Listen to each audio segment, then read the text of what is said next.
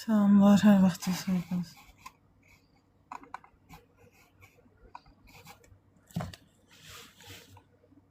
Hər şey, hər yerdə.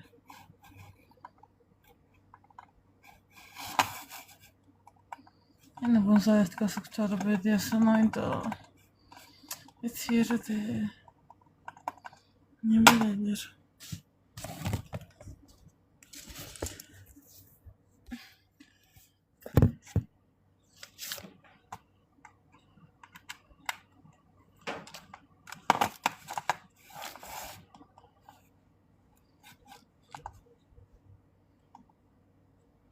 Ekranı like edeyim də. Bana bir iyilik yapsanız ne olur sanki.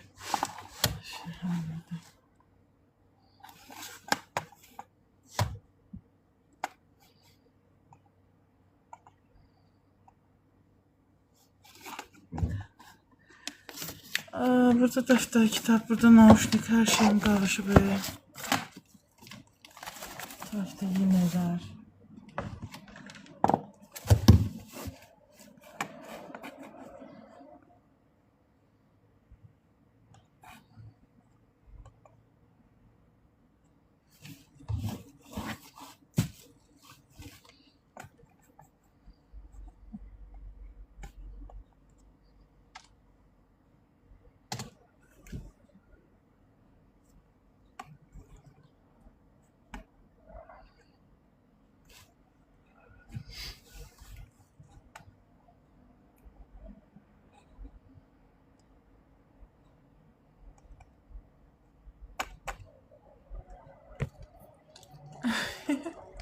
Yine garibe profiller geldiler.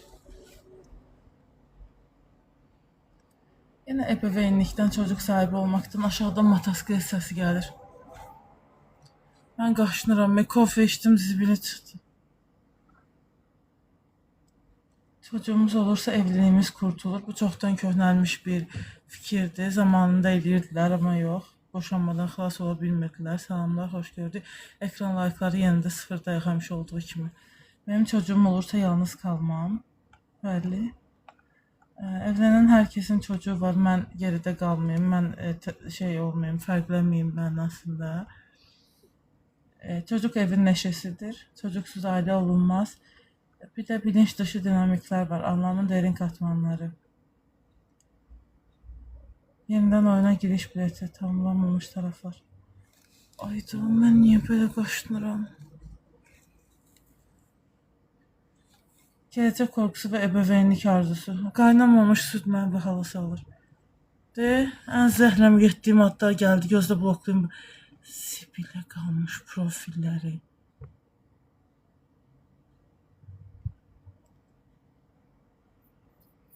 Kusura bakmayın. Zehir zemberek laflar bazen böyle oluyor işte. Defterimi gıdalıyorum, götürmesinler. Anamın peşinde bir karar. Yemin bozuklukları. Ben de korkuyorum ama başlıyorum. Yeni başlangıç stres. Sessizlik, salam Ruslan. Ben aslında şey diyeceğim. Gaming addiction, escape or trap. Addiction asıllıqdır, bağımlılıqdır. Yürüme meditasyonu, bu qəşəndir. De yeme bozuklukları hakkında. Ay da mən ölürəm.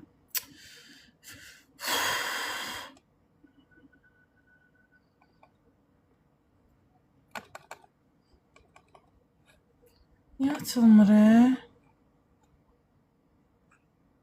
Suyum da kaldı o tarafta.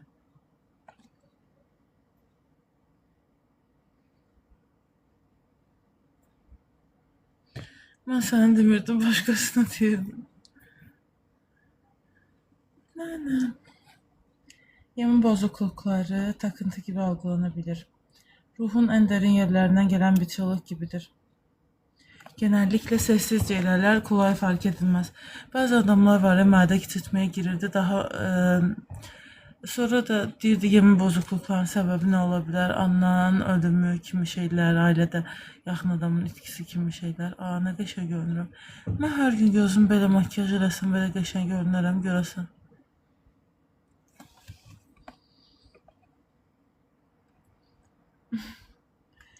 Eee, deyir ki, bilimsel veriler deyir ki, yeme bozukluklarının tüm psikiyatrik rahatsızlıklar arasında en yüksek ölüm oranına sahip olduğunu açıkça ortaya koymaktadır. Eee, Michelle Wallace Nielsen 2011. Bu rahatsızlıklar yalnızca yaşam kalitesini değil, yaşamın kendisini tehdit eder. Uşaqlar necəsiz? Niyə like eləmirsiniz? Çox maraqlıdır. Yeme bozukluklarının en bilinen türlerinden biri olan anoreksiya nervoza, R birincidir, sonra V'dir. Nevroza yox, nervozadır. Ölüm oranları açısından başı çeker. Bu bozuklukta arıqlayıb ölür, yesə də kökələ bilmir. Bu bozuklukta kişi ciddi biçimde zayıf olmasına rağmen kendisini hala kilolu algılar ve yeme davranışını ciddi biçimde kısıtlar. Süreç içinde vücut sistemi çökmeye başlar, kalp ritmi yavaşlar, kemikler zayıflar, hormon dengesi bozulur, beden yalnızca incelmez, yaşam enerjisi de sönmeye başlar. Bu mesela indi mənə baxıb deyə bilərsiniz ki, heç vaxt anoreksiya ola bilməzdi. Amma bir də gördün ki, oldun. Yəni heç təsəvvür eləmədiyin vaxtda məncə ola bilər.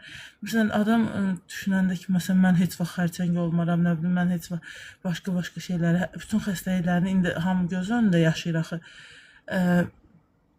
Ərə salları, arada bir dənə tualetə, hamama gedəndə paylaşmırsınız, bir də başqa şeyləri, qalan hər şeyiniz sosial mediadadır. İndi eyni şəkildə, yəni çox bərbad xəstəliklər belə göz önündə şeylirlər ki, mən həyatda belə əziyyət çəkirəm, sosial mediada görsünlər, yəni deyə düşünürəm, bilmirəm onlar niyə paylaşırlar. Bəlkə də görülmək istəyidir, bəlkə də nə bilim, özlərini çox yalnız hiss edirlər, hər şey ola bilər əslində.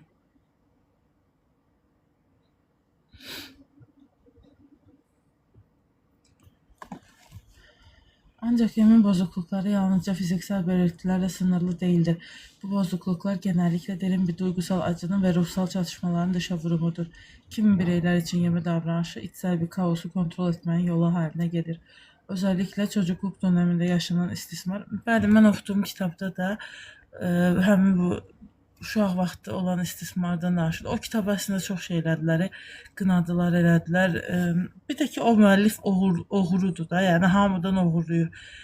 Bütün günü kitabxanalarda qalıram, nə bilim, pastanelərdə yazı yazıram deməklə deyir ki, hamı deyir ki, müəllif hüquqlarını pozursan sən, bir də ermənipərəstdir, nədir, nəysə. Qadın müəllifdən söhbət gedir. Plus da cinsel yönəlimi də qəribə bir adamdır. Bilmirəm, bəlkə də yalandır, diqqət çəkmək üçün olan şeylərdir, amma fərli bir adam deyil də. Bütün hallarda hər bir həyatın sahəsi baxımından o yazırdı. Orada da dediyim kimi uşaqlıqda yaşanan həmin istismarla bağlı məsələlər idi. Filtrləmək lazım olan sözlərdir.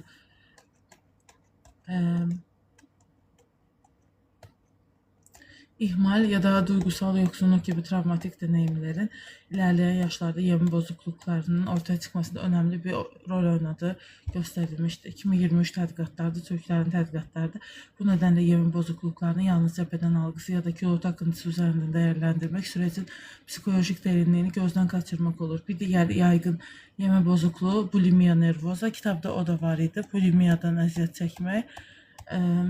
Hər şeyi yeyir, sonra özünü kusturur. Çox qəşəng kitabdır. Üzdüyü o qədər qəşəng idi. Elə Firuzənin bir tonuydu. Çox qəşəng kitab idi. Mən də sevərək oxumuşdum. 5-6 dənə gənc obraz var. Biri doktorantura oxuyur, o birisi göç yaşayır, o birisi nə bilim hamiləlikdən qorxur. Həmişə deyirəm onsuz da. Bütün gün greyfurt suyu içir. Bəlkə də oxuyanlar bilərlər nədən danışıram. Üzərində puding şəkli var idi kitabın. Şokolad dozlu.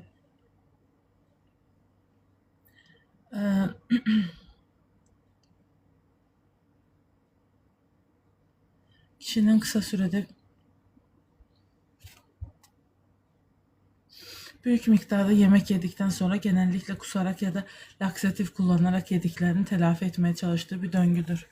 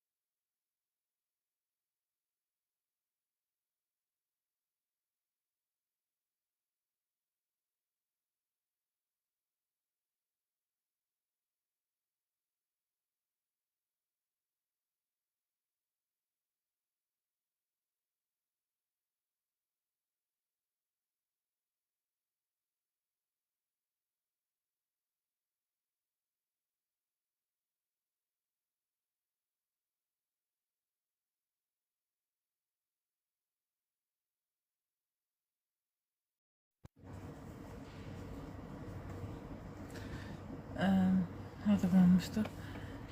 Laksativ kullanarak yazıb. Bu davranış döngüsü sadece beden değil, bireyin duygusal bütünlüğünü de ciddi şekilde zeddiler. Kalp ritim bozuklukları, elektrolit dengesizləri və depresyon bulimiya ilə birlikdə sık görülür. Depresyon hər şey bir yerdədir, şəkərlə paralel gedir. Məsələn, hətta intihar riski də göz ardı edilməyəcək düzeydədir. 2016 tədqiqatları bu xarici tədqiqatlarda, araşdırmalardadır. Bir də ki var ki, elə adamlar şey edirlər. Yeməyi yer ağzında saxlayır, sonra tüpürür. Oturmur mədiyə də. O ki qəşəng tortun falan dadını hiss eləmək adına. Mənim saçım niyə belə pis görünür?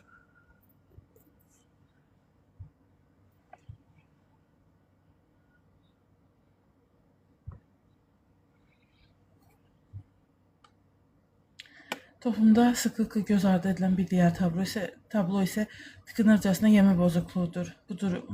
Yeme bozuklukları ilə bağlı araşdırmalar çox qəşəng olur. Bir də bayaq qəşəng mətn tapmışdım, o da yaxşıdır. Bu durumda birey kontrolsüz biçimde yemek yer ancak ardından yoğun suçluluk ve pişmanlık duygularıyla baş başa kalır. Tıkınırcasına yeme bozukluğunun bulimiyadan fərqi nədir ki? Məncə ikisi də qarışdırılır axı, oxşar da axı. Yox.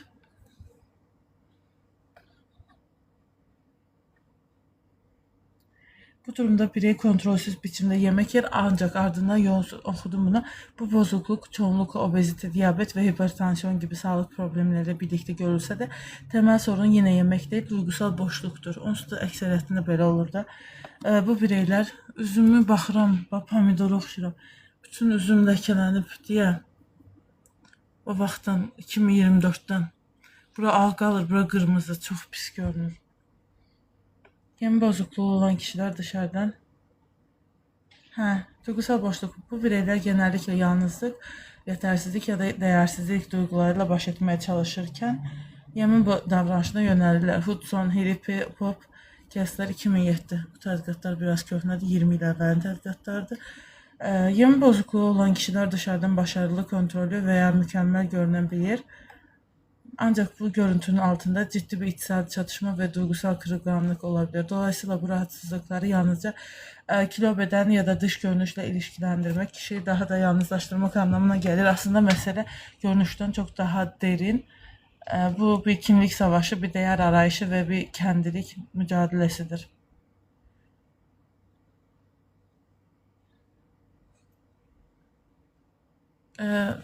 Özünü qorumaq kimi ya normalda cəmiyyətdə yer tapa bilmirsən, amma ölçü boyut baxımından desən ki, bu kimi yer tutun məsələn. Rusların və türklərin bəzi şeyləri oxşar olsa da, hansı tədqiqatları bəlli yerlərdə də əslində oxşarmırlar, kəsişmirlər.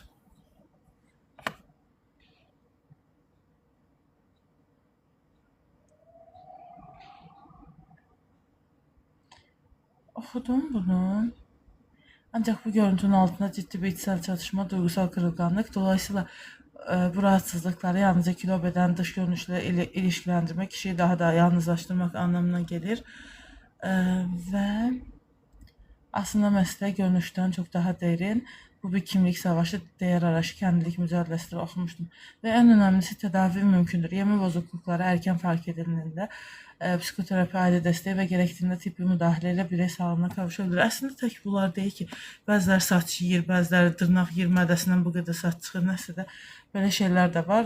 Güya ki bunlar onlardan daha az problemli bir şeydir, yox.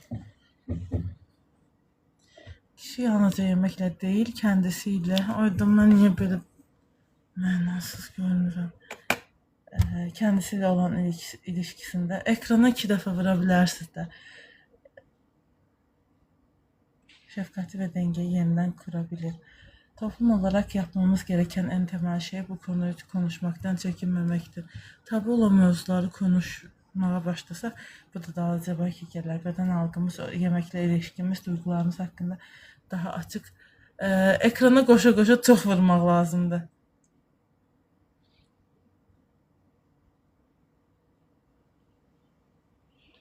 Beden algımız, yemekle ilişkimiz, duygularımız hakkını daha açık, daha anlayışlı, daha şəfqətli olmaya ihtiyacımız var. Özellikle gençləri sosial medyanın mükemmel beden dayatmalarından korumak ki bunlar əməliyyatlara yol açır. Onlara tək burun yox, bədənlə ilgili çox əməliyyat, onlara olduqları halde. Ona görə deyirlər ki, hər əməliyyatdan öncə psixiatrik müayinə vacibdir, mütləqdir. Olduqları halde kabul etmək, dəstəkləmək bu sessiz təhlükənin önünə geçmək üçün atılacaq en kıymetli adımlardan biridir. Çünki hər biri olduğu haliyle değerlidir ve yaşamın sonuna kadar hak eder. Çünki insan fikirləşir ki, burnumu düzəlsəm yaxşı olar hər şey, sonra burnu da düzəlir, amma yaxşı olmur hər şey, yenə boşluğa düşür və digər filtrlənmiş həmin məsələlərə yol açır. Burada qəşəng atlar görürəm, daha öncə görmədiyim. Hayatta kalmanın sırrı özgürlük. Asılılıqlar barədə danışmaq istəmirik bugün, bəlkə də danışarıq, bilmirəm. Yürüme meditasyonu, hareketin beyin ve psikoloji üzerindeki dönüştürücü gücü. Qanı isitmək deyirlər yürümeye. 15 dəqiqəlik yürüyüş belə önemlidir. Şekerin düşməsində, digər məsələlərdə, təzyiq problemlərində, depressiyada. Meditasyon deyəndə çox adamın zehnində hareketsiz oturan sessiz bir ortam canlanır. Oysa insan beyni səhər 5'te falan edilen işlərdir də bunlar. Yogada falan. Oysa insan beyni milyonlarca ya da 7'de 9'da ne bileyim yıllık evrim süreci boyunca hareket ederek öğrenmek, keşfetmek, çevreye uyum sağlamak üzere şekillenmiştir. Hareket yalnızca kas iskelet sisteminin bir işlevi değil, beynin dikkat, hafıza, duygu düzenleme ve bilinç süreçlerini etkileyen temel biyolojik gereksinimlerden biridir. Bu nedenle yürüme meditasyonun dinginliğini, yürüyüşün ritmik yapısıyla birleştiren, psikolojik, nörofizyolojik ve bilişsel açıdan güçlü etkiler bulunan bütüncül bir farkındalık pratiği olarak değerlendirilmektedir.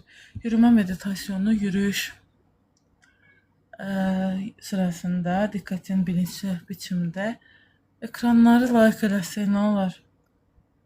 Bilinçli biçimde nefese, bedensel duyumlara, adımların ritmine ve çevredeki uyaranlara yönlendirilmesine dayanır. Buradaki amaç zihni tamamen susturmak değildir. Aksine zihnin doğal olarak düşüncelere yöneldiğini fark etmek ve dikkatin nazikçe tekrar içinde bulunulan ana getirebilmektir.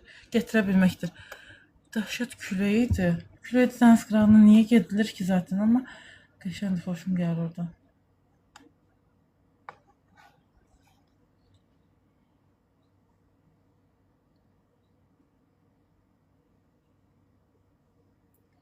Harda kalmıştık biz?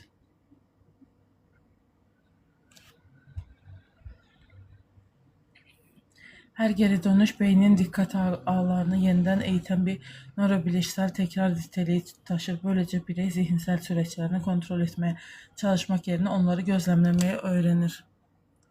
Sabina. Fake de sayılabilir. Şunlar ekranı vurun da.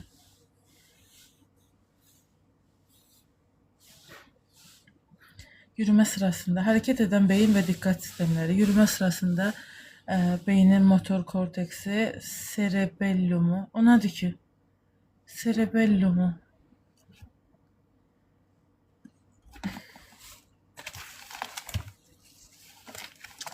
Geçen dəfə dedilər bir şey gösterme.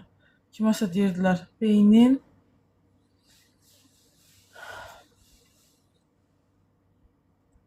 cerebellumu, bazal ganglionları ve vestibüler sistem sürekli olarak birlikte çalışır. Meditasyonla birleşen bu ritmik hareket dikkat ağlarının daha verimli organize olmasını sağlar.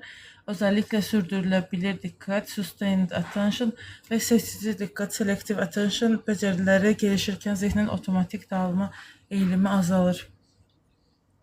Her adım beyinde yeni duyusal bilgiler oluşturur. Ben sizin beyninizde yeni neyron əlaqələri yaratmağı öyrədirəm. Her seans 200 manat. Ay, cəmiyyətin reklamını eləyəndə neyse. Bu duygusal akış bireyin dikkatini soyut düşüncelerden uzaklaştırarak doğrudan bedensel deneyime yöneltir. Seanslara aç gelmirsiniz. Böylece zihinsel geviş Yetirmə döngüsü doğal biçimdə zayıflamaya başladı. Buradakı bəzi sözlər başa düşə bilmirəm. Psixoloji literatüründə ruminasyon qalıq deməkdir. Amma biologiyada yox.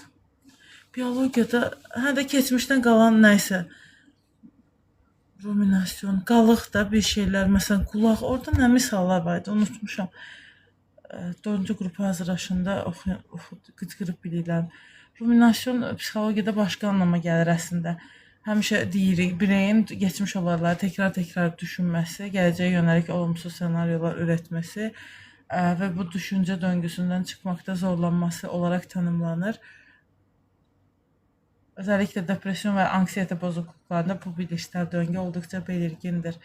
Yürüme meditasyonu sırasında dikkat sürekli olarak bedene ve ana yönlendirildiği için zihnin bu otomatik düşünce kalıpları kesintiye uğrar. Kişi ben kaygılıyım düşüncesine uzaklaşarak şu anda kaygılı bir düşünce fark ediyorum bakış açısına geçebilir. Psikolojide bu süreç bilişsel ayrışma olarak tanımlanır ve özellikle kabul ve kararlılık terapisi, AST'dir deyəsən bunun adı.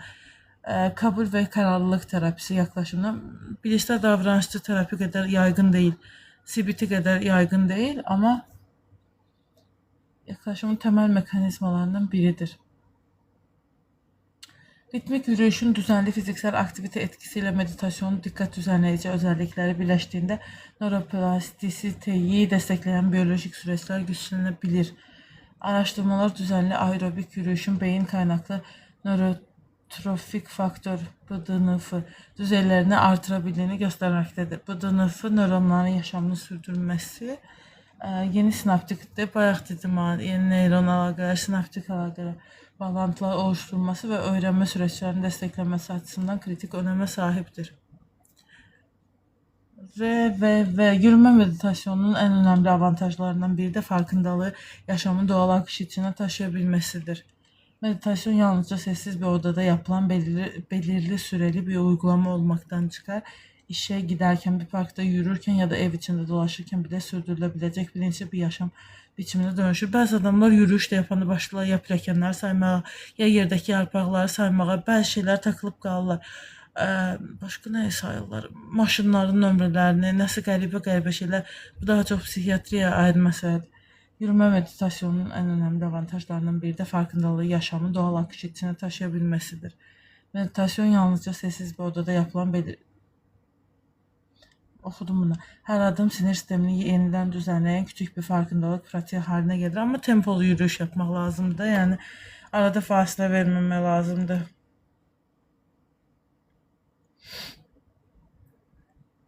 Zamanla kişi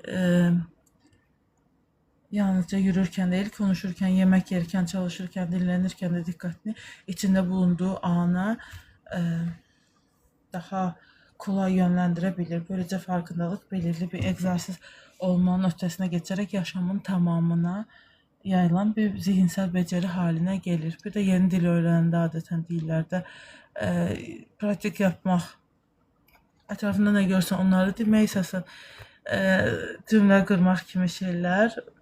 Bu əslində tək məsələ nəyisə öyrənmək deyil. Hüceyrələri yeniləmək, nə bilim, yaddaş, gələcəkdə Alzheimer'a falan qarşı özünü qorumağın bir yöntəmidir əslində. Uygulama birinci yürüme meditasyonu. Kendinizi güvende hissedeceğiniz sessiz bir yürüyüş alanı seçin. Bu bir park, bahçe, sahil yolu ya da sakin bir koridor olabilir. Telefonunuzu sessize alın ve birkaç dakika boyunca yalnızca kendinizle kalmaya niyet edin. Yürümeye başlamadan önce ayakta durun. Gözlerinizi isterseniz hafifçe kapatın ya da birkaç metre önünüze yumuşak bir bakış yöneltin. 3 derin nefes alın.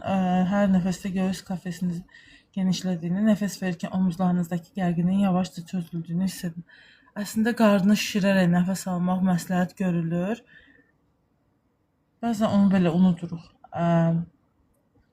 Ardından doğal temponuzda yürümeye başlayın. İlk birkaç dakika boyunca yalnızca nefesinizi gözlemleyin. Nefesinizi değiştirmeye çalışmayın.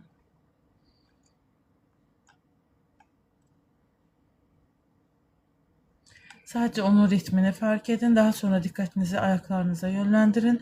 Topun yere ilk temasını, ayağın ağırlığı taşımasını, parmak uçlarının zeminden ayrılışını, e, bir sonraki adımın başlamasını hissedin. Her adımı ilk kez atıyormuş gibi merakla gözlemleyin. Bir süre sonra çevrenizdeki sesleri fark edin.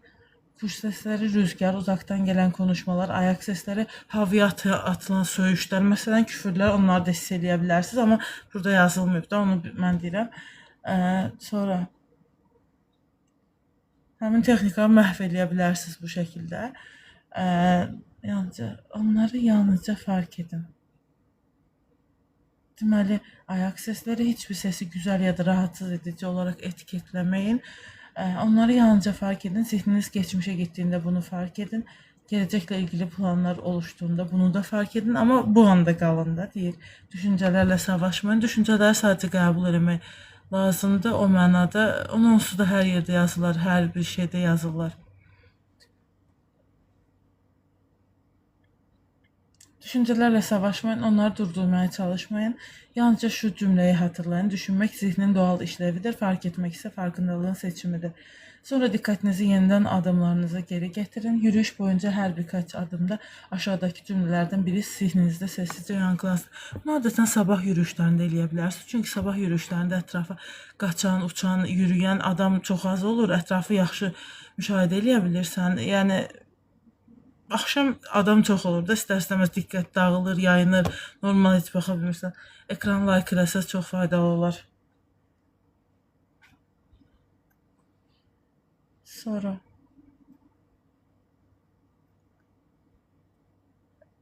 düşünmek zihnin doğal işlevidir, fark etmek ise farkındalığın seçimidir. Salamlar, hoş geldin. Sonra dikkatinizi yeniden adımlarınıza geri getirin.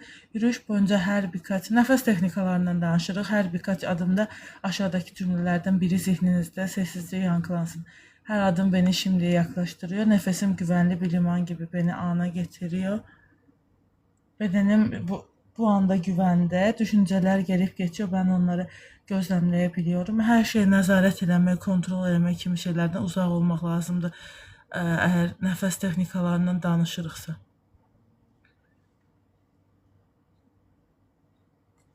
Nə? Siz never danışırsınız nədir? Nəfəs hamıdan danışıram hə.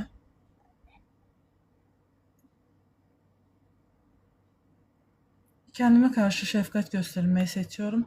Kontrol edemediklerimi bırakıyor, yön verebildiklerime odaklanıyorum. Her nefeste zihnim biraz daha berraklaşıyor. Her adım içsel dengemi güçlendiriyor. Harmonya, balans, kim bitirmiş gibi tapaq. Şu an yaşamın bana sunduğu tek gerçek andır. Nefes texnikalarından danışırıq. Bu anda qalmaqdan, gələcəyə və keçmişə getməməkdən, düşüncələri kontrol edə bilməməkdən. Şu anda yaşamın bana sunduğu tek gerçek andır. Olduğum halimle olmak yeterlidir. Yürüyüşünüzün son dakikasında adımlarınızı bilinçli biçimde yavaşlatın. Nefesinizi hissedin. Kalp atışınızı fark edin. O kadar uzun cümleler yazıblar ki bedeninizde oluşan sıcaklığı, gevşemeyi veya canlılığı gözlemleyin. İçinizden yavaşça şu cümleyi tekrar edin. Her adım beni yalnızca bir yere değil, kendime, bedenime ve yaşamın bu eşsiz anına da yaklaştırıyor. Ben nevrozum. Sizi kim... Nevroz öz-özünə diaqnoz qoymaq düzgün bir şey değil aslında. Kim qoyub o diaqnozu? Desəm 5'ten tapmışsınız. Yürüyüşünüz sona erdiğinde durun. 3 derin nefes alın. Zihninizi değerlendirmeyin. Sessizleşip sessizleşmediğine odaklanmayın. Yanıltmaç deyir elə bil. Bunun yerine yalnızca şu soruyu kendinize sorun. Şu anda bedenimde, nefesimde ve zihnimde ne değişti? Meditasyonu adım adım yazıb kömək ola bilər ki, 3 rəqəmli pullar qazanın, gelin seanslara 3 rəqəmli pulları verin. Əgər vermək istəmirsinizsə səyahət edin. Hamının ən rahat ulaşıla bilir şeyini də mən də deyirəm. Çünkü meditasyonun amacı, çünkü sizin o terapiste verdiğiniz 150 manatlar, 120 manatlarla o gedib arvadı ilə səyahət edəcək ya da əri ilə, ona göre özünüzə xərcləyin pulunuzu cibinizdə qoyun. Çünkü meditasyonun Dolandırıcılar, tərxəllər çox olanda ancaq belə məsləhətlər verə bilərəm. Meditasyonun amacı düşünceleri tamamen yok etmek değildir. Amaç dikkatimizi tekrar bilinçli biçimde yönlendirebilme becerisini geliştirmektir. Nevroz başkadır, psikoz başkadır. İşte her fark edilen düşünce ve her bilinçli adım beynin yeni bir sinirsel bağlantılar kurmasına ve psikolojik dayanıklılığın güçlenmesine katkı sağlayan sessiz ama güçlü bir öğrenme sürecidir. Mindfulness'ten de danışıp burada. Yürüme meditasyonu uygulamalarına da yer verir. Günlük yaşamda farkındalık ve yürüme meditasyonu.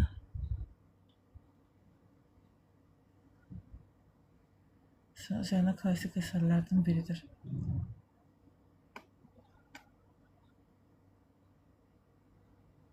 Bilimin gözünden cinsel yönelim. Bilişsel esneklik değişen koşullara uyum sağlayan beyin.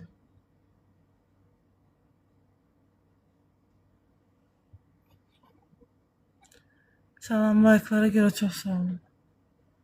2 like var, o kadar varlıyam ki like'lar barəsində. Çok zenginim.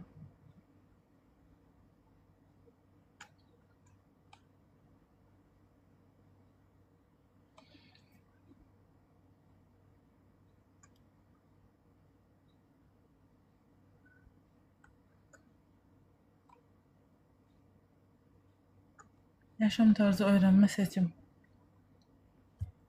Cinsel yönelim sadece bunlardan ibaret değildi. Sosyolojik politik gürültünün ardında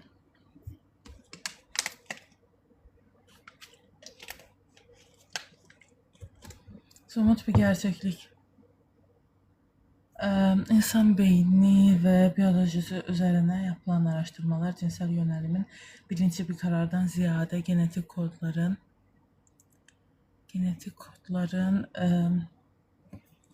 buradan bakın.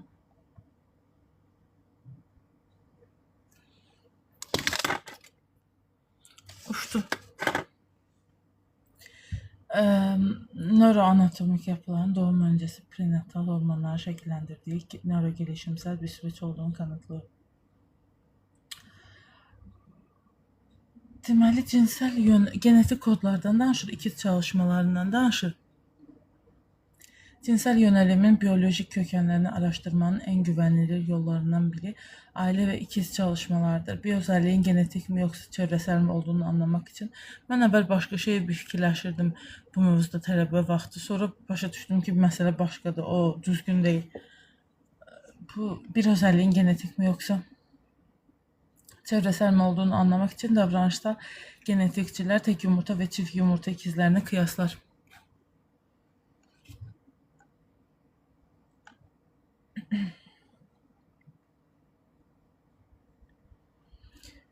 Yapılan ilk geniş çaplı çalışmalardan biri genetik materyallarının 100%'ni paylaşan tek yumurta ikizlerinde her ikisinde eşcinsel olma oranının konkordans deyilir buna. Genlerinin yalnızca %50'sini paylaşan çift yumurta ikizlerine göre istatistiksel olarak çok daha yüksek olduğunu göstermiştir. 91'in tədqiqatıdır bunlar. Beylayıp yıllar daha yakın tarihli ve 10 binlerce kişiyi kapsayan popülasyon çalışmalarda cinsel yönelimin güçlü bir genetik altyapısı olduğunu doğrulamıştır. Langstrom 2010.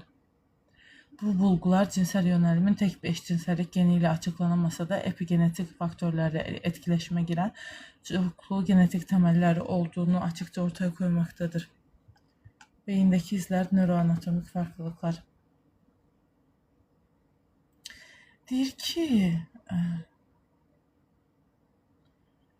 beyində cinsel davranışı düzenleyen hipotalamusun. Böyle cümlenin arasında böyle bir fikir var. Sonra hipotalamus nələr eləyir? Halat yarandı. Əla.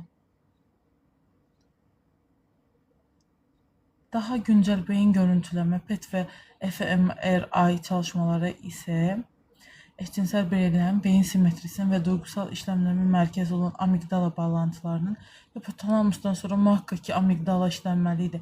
Kendi cinsiyetlerinden ziyade yönelen ve duydukları cinsiyete benzerlik gösterdiğini kanıtlamıştır. 2008'in tədqiqatlarıdır bunlar. Salamlar, ekran layıkları lazımdır. Anne karnındaki süreç, prenatal hormonlar ve bağışıklık. Cinsel yönelimden danışırıq. Onların nə ilə bağlı olduğundan. Gelişimsel psikoloji ve endokrinoloji cinsel yönelimin temellerinin henüz anne karnındayken atıldığına dair çok güçlü veriler sunar.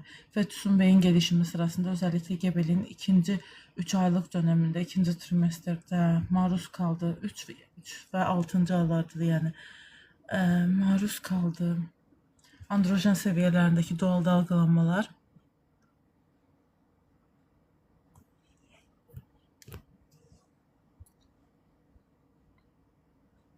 beynin cinsel yönelimle ilgili bölgelerini şekillendirir. Burada toplumun sıklıkla yanılgıya düştüğü çok kritik bir ayrım yapmak gerekir. Yetişkinlikteki dolaşımsal hormon seviyelerinin cinsel yönelim üzerinde hiçbir etkisi yoktur. Yani yetişkin bir erkeğin testosteron seviyesinin çok yüksek ve fiziksel olarak çok kaslı, kıllı olması onun heteroseksüel olduğunu garantilemeyeceği gibi testosteronun daha düşük olan ve toplumca feminen atfedilen bir erkeğin eşcinsel olduğu anlamına da gelmez. Asıl belirleyici olan yetişkinlikteki bedensel hormonlar değil, beynin mimarisinin kalıcı olarak atıldığı anne karnındaki süreçtir. 2011 tədqiqatlarıdır. Tekrardan hoş gördük FS. Bilimdeki en çarpıcı biyolojik kanıtlardan biri de anne bağışıklık hipotezidir. 1996'dı yine. Bir annenin dünyaya getirdiği her erkek çocuk ondan sonra doğacak olan erkek kardeşlerin eşcinsel olma olasılığını artırmaktadır. Bunun nedeni ne garip şeyler değil burada. Kardeşler arasındaki psikolojik etkileşimler değil, tamamen annenin bağışıklık sistemine verdiği biyolojik bir tepkidir.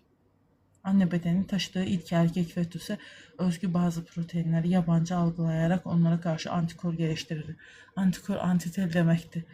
2018 tədqiqatları her yeni erkek gebeliğinde bu antikor tepkisi güçlenir ve bu antikorlar fetüsün beynindeki cinsel yönelimi belirleyen bölgelerin farklılaşmasına etki eder. Burada artık kişilerden söz edilmiş, cinsiyyəti sən belirləyirsən, X, Y xromosom falan. Burada məsələ başqa tədqiqatlarda.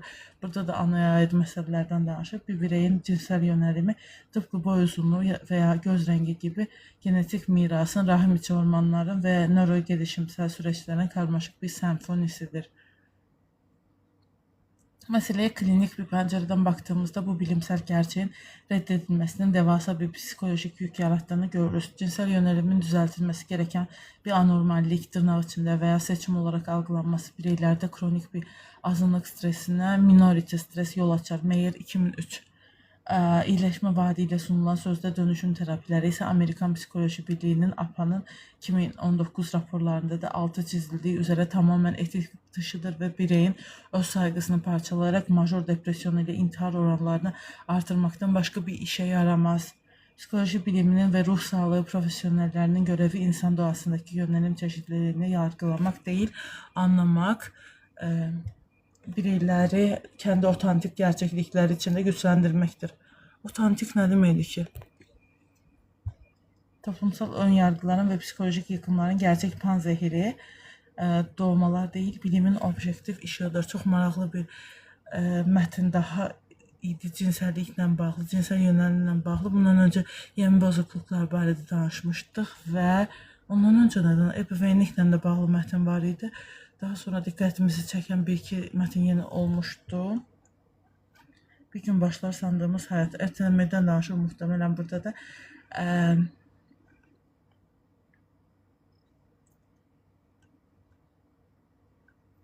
Yine İngilizce bir metinde bu asıllıkla bağlı.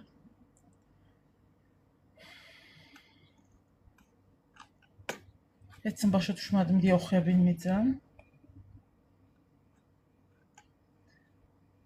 Fapping, duygusal bağlarımız. Ne deyir burada görəsən? Partnerlə bağlı bir şeyler danışır. İlişkilerde görünmez duvarlar.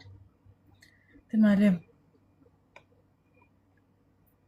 modern çağın ilişki dinamiklerinde sıklıkla karşılaştığımız durum artık literatürde resmi bir isim taşıyor. Fabbing, İngilizce fon, telefon ve snubbing, kötü muamele etmek, yok saymak kelimelerin birleşimine türetilen bu kavram. Bu da qəşəng mövzudur. Bireyin yanında biri varkən diqqətini karşısındaki insana vermək yerinə akıllı telefonuyla ilgilənərək onu duygusal olaraq yox sayması şəklində tanımlamaqdadır. Bu da bir manipulyasyon şəklidir. İşdə davrana bilər, romantik ilişkidə ola bilər. Sonra fiziksel temas, birlikte geçirilen zaman. Psikodinamik açısından yakınlık bir diğerinin zihnində və kalbində görünür və duyulur olduğunu hiss etmə halidir. Fabbing davranışı tam da bu hayati ihtiyacı hədəf alır. Partnerlərdən biri telefon. Əslində rusca oxuduğum etraflarda da bu çox şey var idi. TikTok bağımlılığı, nə bilim, sosial media bağımlılığı.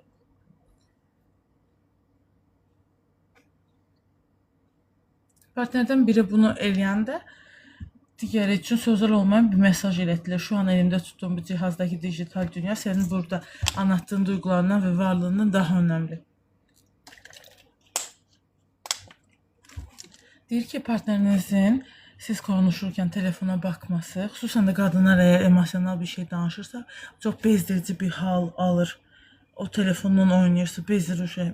Bilinmir ha, oynayır sadəcə, iqrazat və ya kimlərsə danışır, xəyanət içindədir. Bilinmir hələ.